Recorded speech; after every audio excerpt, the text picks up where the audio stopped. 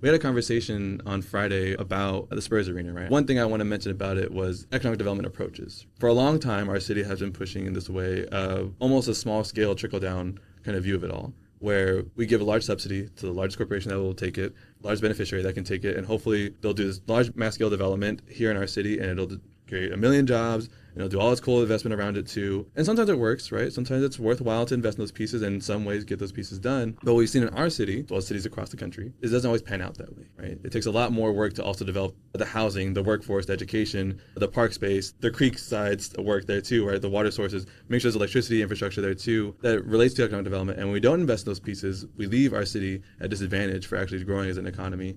And when we see property tax revenues stall, we see sales tax revenues stall, it comes from that investment in the public amenities and public infrastructure that creates the conditions for our economy to grow. So that's what the kind of scale that I'm looking at, or the kind of scope I'm looking at for these larger conversations with our city budget is, are we going to say, this is it, this is the most we could ever done, we're going to stop now and pull back? Or are we going to say, no, let's shift our economic development views to where we can invest in our public services in an effective way, in a way that doubles up in our investments and brings in the larger entities that we've been asking for so long by investing in people first, investing in infrastructure first, to make sure that there's the conditions available for economic development to actually happen that'll then fund our city budget too.